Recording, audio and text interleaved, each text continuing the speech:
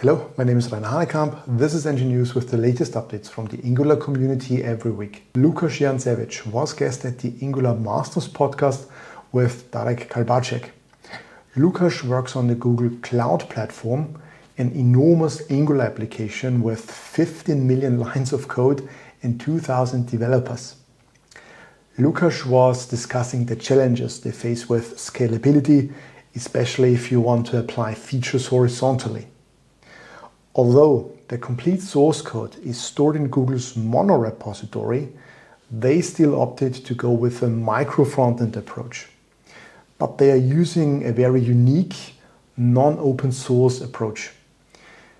It is based on two iFrames, where the first iFrame hosts the app shell and the second one the actual MicroFrontend. The iFrame is not rendered on the user's screen.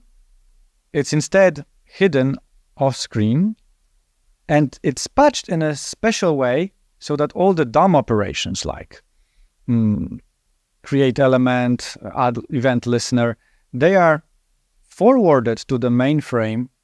And so from the user's perspective, the page is a single DOM tree. Another fascinating topic was also their testing approach. As you can imagine, at such a scale, testing is quite important. And they had to migrate from AngularJS to Angular. They were able to automate much of the process. Still, the migration, or better said, the rewrite, took them 5 years. The promised progressive hydration was renamed to Incremental Hydration and is now available as an RFC. So when we are using server-side rendering, the HTML is sent to the users quite fast. And then Angular starts to load, making the application interactive. This loading process is what we call hydration. Now with incremental hydration, defer blocks can opt out of this initial hydration process. Triggers such as an onInteractive or timeout can be set to defer the hydration, meaning that while the content of the deferred view is already visible, it remains non-interactive until the triggers are met. Previously, the defer views worked like lazy loaded components, but this incremental hydration really puts it on the next level. The RFC is still open, so you can add your comments, feedback, and suggestions. Future is standalone is an article published by Alex Rickerbo, tech lead of the Angular framework. In the upcoming version 19, all standalone properties, when they are missing, will default to true.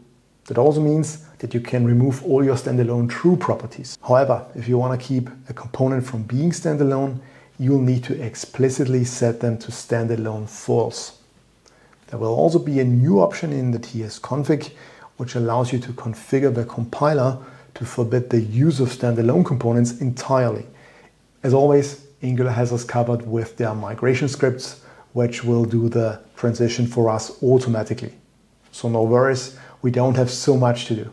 In other news, Manfred Steyer has released a new tool called Detective, designed for architectural analysis.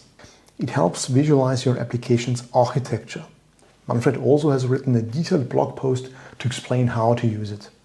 Additionally, Mathieu Riegler has announced the availability of the yearly Angular Developer Survey.